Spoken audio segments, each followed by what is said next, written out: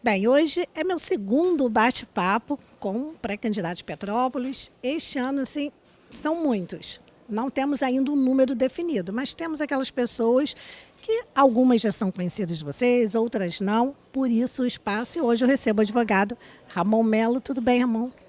Tudo bem, Beth. Muito obrigado pela oportunidade de estar aqui falando com você e com seus telespectadores. O Ramon já é bem conhecido porque ele já esteve aqui no programa outras vezes, pelo menos os telespectadores que acompanham o original já te conhecem, mas conhece como advogado, trazendo pautas, esclarecendo pautas do momento. Hoje a gente quer saber um pouquinho quem é o Ramon Melo cidadão, família, o que você faz, você gosta de fazer, para que as pessoas te conheçam um pouquinho. Legal, Beth. Eu primeiro, mais uma vez, agradecer a oportunidade de estar aqui e com exclusividade falando sobre a minha pré-candidatura à Prefeitura de Petrópolis no seu programa.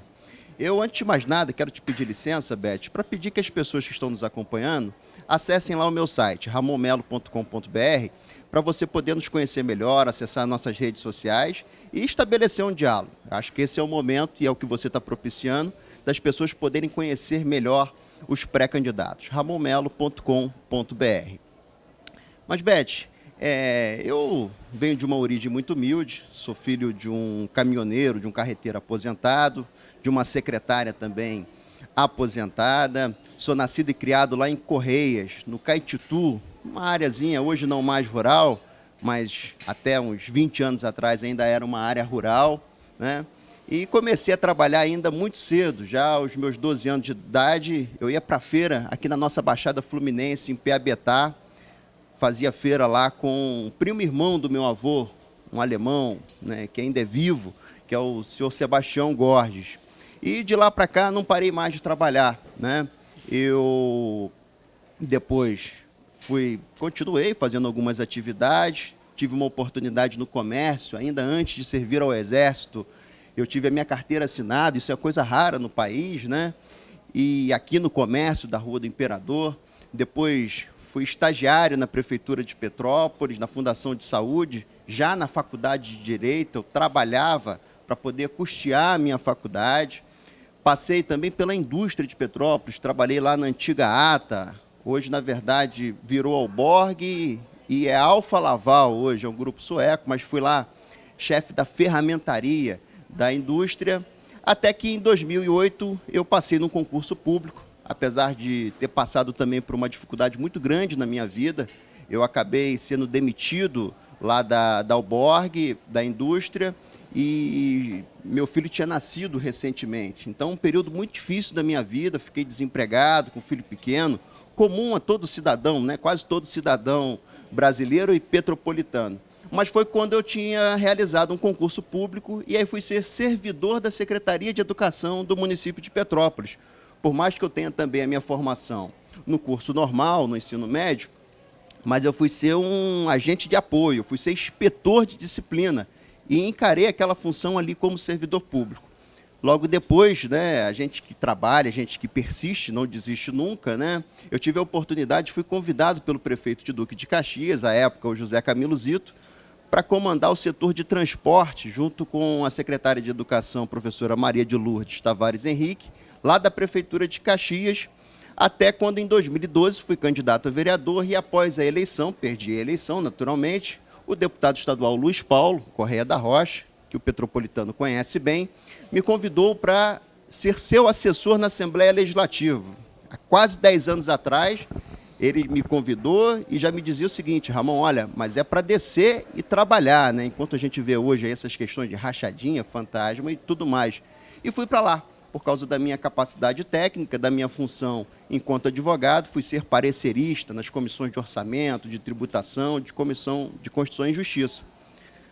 Evidentemente que eu permaneço lá no gabinete, tenho minha função como advogado, e essa é um pouquinho da minha vida profissional. Sou casado, e muito bem casado, e sou apaixonado pela minha Terezinha, que é fisioterapeuta aqui na cidade, e sou pai do botafoguense Pedro, de 12 anos de idade. Tinha que ter uma coisa errada aí, ó. Botafoguense. Botafoguense. Por que tu faz isso com o menino, rapaz? Não, a escolha foi dele, foi espontânea. Ah, foi dele? Foi, não tem. Eu tenho que confessar. Porque o flamenguista, o pai flamenguista é Giovanni Botafoguense, cara. Olha aí, ó. Isso eu não sei o que acontece com essas crianças, né? Lá em casa todos são botafoguenses, ele automaticamente foi. Na Então, sua que tem alguma coisa Tem errada. alguma coisa errada, mas enfim. Você contou um pouquinho da sua história, achei bacana. A história é muito parecida com a minha de muitos brasileiros. Verdade. Também sou filha de caminhoneiro, enfim. Que legal. Mas quando foi o momento que surgiu essa vontade de ser prefeito de Petrópolis? Pois é, Beth, eu primeiro dizer para as pessoas que eu não dormi e acordei querendo ser prefeito, não. Né? Evidentemente que isso teve um despertar e automaticamente eu me preparei para estar neste momento aqui hoje e colocando meu nome à disposição dos petropolitanos. Eu comecei lá atrás no movimento estudantil, no ano 2000, ainda no Colégio Estadual Rui Barbosa. Enfrentei muitas pressões e tal. À época eu já tinha essa minha linha de centro e surgia, né, na verdade, surgia não, aconteceu a vitória do ex-presidente Lula. E eu sempre tive uma história, as pessoas, né, que conhecem um pouco da gente sabem que eu sempre fui do PSDB e militei no partido e fiz campanha para todos os candidatos a presidente do PSDB.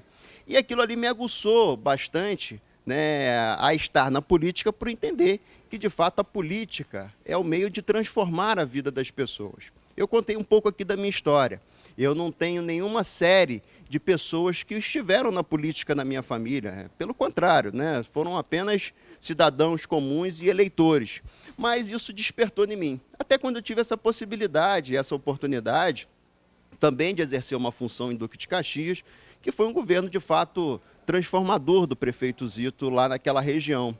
Mas depois, efetivamente, quando eu tive a oportunidade de estar ao lado, e aí, Beth, eu considero talvez o maior exemplo de homem público desse país, que é o deputado Luiz Paulo Correia da Rocha, né, que tem 50 anos de vida pública e não tem uma linha que desabone, eu me convenci que era um momento de fato da gente poder colocar o nome à disposição do cidadão e poder fazer uma política bem diferente do que acontece na nossa cidade e muitas regiões do Brasil.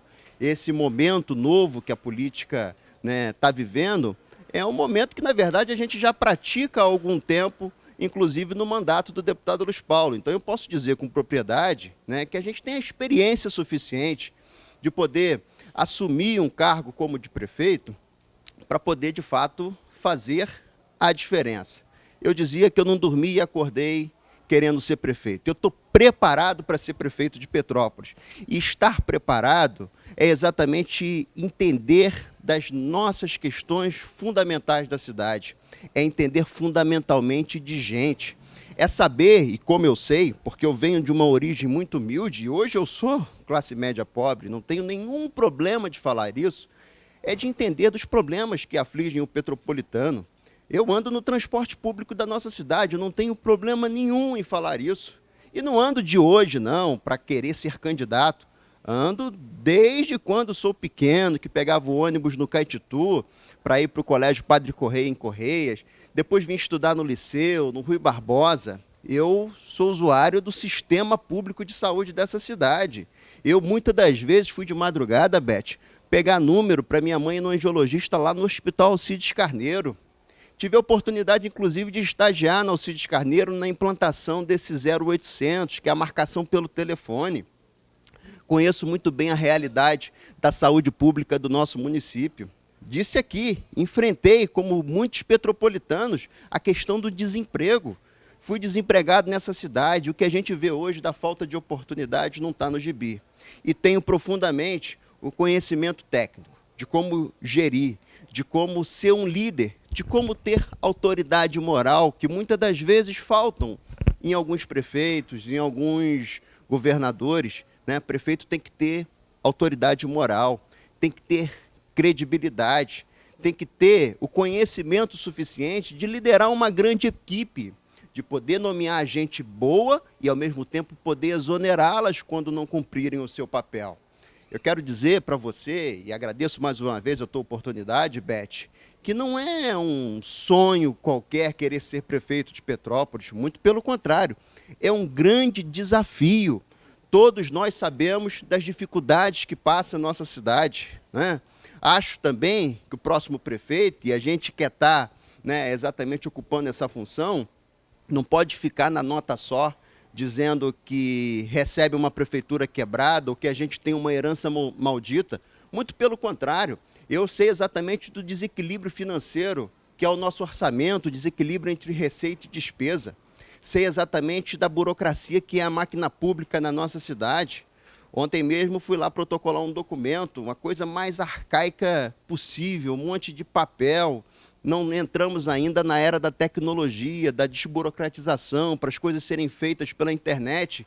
E isso é para o cidadão comum que quer pedir uma licença, assim como eu fui, como alguém que quer empreender e quer gerar emprego nessa cidade. Beth, a gente tem muita coisa para tratar e espero que essa campanha eleitoral seja a oportunidade da gente estar discutindo as soluções para os problemas do petropolitano. Não entrar nesse discurso de polos, de esquerda e de direita. Vamos tratar do que afligem todas as camadas da sociedade, seja daquele que está aqui curtindo apenas a nossa cidade, que já está aposentado, do veranista, aquele que vem do Rio, seja da classe média, que precisa ter um atendimento de qualidade, mas seja também daquele povo mais pobre, Beth. Nós temos mais de 10 mil petropolitanos vivendo na extrema pobreza. Ontem eu visitei a comunidade do Sabará, lá na Posse, que foi atingida por aquela chuva agora no início do nosso ano. Tem criança dormindo no chão, Beth. Eu tive também lá na comunidade de Nossa Senhora de Fátima, no bairro da Posse, famílias da mesma forma, que não tiveram um atendimento ainda da prefeitura. Essa sensibilidade que o gestor tem que ter, a preocupação com o próximo, tem que entender que se tiver ruim para um cidadão petropolitano, tem que estar ruim para o prefeito também. E o prefeito está na rua, o prefeito tem que ouvir as pessoas, tem que ter a capacidade de olhar nos olhos de cada um e dizer a verdade, de ir para o enfrentamento. Eu, por exemplo, sou oposição com responsabilidade, porque ser oposição é ser tão patriótico quanto ser governo. As críticas que a gente faz é a crítica até para alertar o governo atual ou os anteriores, para ver se encontra o rumo, se encontra o caminho. Hoje o prefeito, e eu quero ser esse prefeito, não vai estar escondido dentro do gabinete, não. Tem que estar na rua, tem que estar nas redes sociais, inclusive, ouvindo a demanda da população. Eu tenho recebido uma crítica, sabe, Beth, em relação à minha pré-campanha. E eu até recebo com muito orgulho. As pessoas, principalmente os políticos, né, dos outros partidos e tal, estão dizendo que o Ramon é duro, que o Ramon é pobre, que o Ramon não tem dinheiro para fazer campanha. Essa é uma realidade que eu quero falar para você que está em casa. E sou duro, não tenho dinheiro para fazer campanha, porque eu quero convencer as pessoas pela força do meu exemplo de vida, pela força da minha ideia. E não vou ter pacto ou qualquer tipo de esquema para ter dinheiro para a campanha, para ganhar a eleição. A gente quer ganhar a eleição de cabeça erguida. Não vai ter esquema com empresa de ônibus, não vai ter esquema com empresa de lixo, com empresa de medicamento. O prefeito municipal tem que ter essa autoridade para botar os seus assessores, para botar a CPTrans, botar os órgãos concedentes dos serviços públicos para fiscalizar, seja a empresa de ônibus, a empresa de lixo. O prefeito não pode, né, se lambuzar exatamente neste momento, onde eu recebo essa crítica por talvez não demonstrar ter a estrutura suficiente para uma campanha majoritária, para depois, ao invés dele ter um compromisso com o cidadão, ele ter um compromisso com quem financiou a campanha dele. Não conte com o Ramon para essa questão. Conte com o Ramon com o seu exemplo de vida, com as suas ideias, com a nossa capacidade de reunir um grupo novo nessa cidade para transformar a vida das pessoas, para demonstrar que é possível fazer diferente, que é possível fazer a diferença, para organizar toda essa casa. Não vamos apresentar propostas mirabolantes. É claro que a população quer ouvir, quer ter um afago, mas é preciso primeiro botar a ordem na casa, organizar as nossas contas, botar para funcionar o que já existe, para depois a gente poder avançar nas questões, talvez, mais supérfluas. Mas hoje a prioridade é organizar tudo, é ter uma grande equipe qualificada para a gente poder avançar. Bem, Ramon, deixei você à vontade, porque eu fiquei pensando aqui. Claro que a gente tem pouco tempo, são só 20 minutos, mas eu tenho que te fazer uma pergunta que não é fácil. Bebe até um copinho d'água. Tem água aí que a produção botou. Porque tudo que você falou em relação a não ter dinheiro para a campanha e como você quer trabalhar, eu acho muito bonito na teoria, concordo, deveria ser assim. As pessoas deveriam ganhar pelas suas propostas, né? Seja o candidato que for, você, qualquer outro, tem que ganhar pela proposta. Então, eu acho que tem que acabar todo esse sistema que existe do toma lá da cá, porque normalmente, como uma empresa muito grande patrocina, depois ela vai querer aquilo ali em dobro ou triplo, é automático, a gente sabe. Então, na teoria, tudo que você falou é muito bonito e eu tenho certeza que qualquer pessoa sensata já está concordando. Agora, como funciona isso na prática? Nós temos basicamente aí 300 mil habitantes na cidade. Como você vai chegar aos eleitores, que são 235 mil, isso. Como você vai chegar a essas pessoas sem dinheiro? Porque mesmo que você pise na rua às 5 da manhã e saia meia-noite, né, que é humanamente possível, você tem que parar para comer, para fazer as coisas. Como você vai chegar a essas pessoas sem dinheiro? Por favor, fica à vontade. Ótima pergunta, Beth. Quando eu digo que o Ramon é duro, quando eu recebo essa crítica e fico até feliz, não, porque, na verdade... Está duro no sentido, não tem dinheiro, não tem aquela... estrutura milionária de campanha. Porque é duro, vai parecer que você é inflexível, né? Então, vamos lá, deixar claro. Eu acho que mas é um termo, né, que as pessoas utilizam, que eu acho que é importante esclarecer e eu te agradeço, né? Talvez a gente usa muito na política estrutura, não tem estrutura de campanha. É um pouco da realidade, a questão do não ter dinheiro, é a questão de ser duro. A grande questão é que a gente tem algo no Brasil que é importante e para esclarecer o cidadão. Porque muitas das vezes a gente vê alguns partidos políticos fazendo uma crítica muito contundente ao que a gente chama de fundo eleitoral e fundo partidário. Eu sei exatamente que uma campanha eleitoral ela demanda custo. Você que vê esse papelzinho entregue na rua, isso não vem de graça, isso tem que ter um recurso para isso. O carro que eu utilizar e o combustível que eu gastar, da mesma forma, tem um custo, né? E hoje a gente tem o chamado fundo eleitoral e o fundo partidário. Isso é um dinheiro público, né? Que está disponível, o presidente Bolsonaro acabou de sancionar, né? E que vai estar disponível aos partidos políticos. Eu estou hoje no Partido Avante, que é um partido que passou na cláusula de barreira e que vai ter acesso a esse fundo partidário. E é evidente que o Ramon vai ter um acesso também a esta cota, uma pequena cota desse recurso. E é isso que as pessoas muitas das vezes falam, que a campanha do Ramon não vai ser milionária, né? Que a campanha do Ramon, você disse, como é que é, não tem dinheiro, né? É uma campanha dura, eu insisto com dura. Mas é exatamente isso. Então, o mínimo, é claro que a gente vai ter. Eu vou ter uma nominata no mínimo de 23 candidatos a vereador que vão precisar ir para a rua, levar o meu nome, levar esse santinho, de colar um adesivo no carro, isso vai ter um custo. E esse custo vai ser exatamente bancado e financiado por esse dinheiro do fundo eleitoral.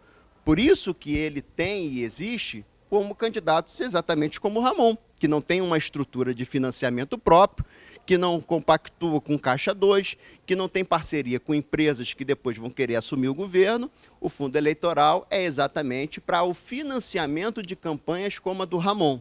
E aí nós vamos utilizar, eu já tenho compromisso do presidente do partido estadual, que a gente vai ter uma parcela desse fundo, que é uma parcela mínima, mas vai ter uma parcela para a gente poder custear toda essa estrutura de campanha que nós vamos ter. Então, seu partido é o Avante, não mais o PSDB. Não, eu saí do PSDB ainda no ano de 2016, né? E aí fiz essa transição para o Avante, tive 2 partidos. Mas eu queria agradecer você, Beth, por esclarecer essa questão do fundo, né? A gente, então, entende que a campanha vai ter que ter uma estrutura mínima, é lógico que vai ter, né, que nada vai ser feito de graça, mas a nossa vai ser financiada através do fundo eleitoral e do fundo partidário existente hoje no país e legal, por mais que muitos não concordem, por mais que muitos até não queiram utilizar, porque talvez tenha outro financiamento de campanha, e aí existem outros legítimos, que é o da pessoa física doar para uma campanha eleitoral, mas no caso do Ramon, ele vai utilizar uma parcela desse pequeno fundo eleitoral que o Avante tem para a gente poder botar nossa campanha na rua e vencer as eleições. Você falou que está preparado para ser prefeito de Petrópolis, mas a gente sabe que ninguém governa sozinho. Você tem uma equipe, claro, ninguém forma uma equipe ainda nesse momento, mas você pelo menos tem a ideia de quem seriam as pessoas que caminhariam com você, porque administrar sozinho é impossível, né? Eu não tenho dúvida nenhuma, Beth. Eu estou agora na fase final de formação de nominata de vereadores. Nós temos o prazo até 30 de março para que as pessoas estejam com a ficha assinada.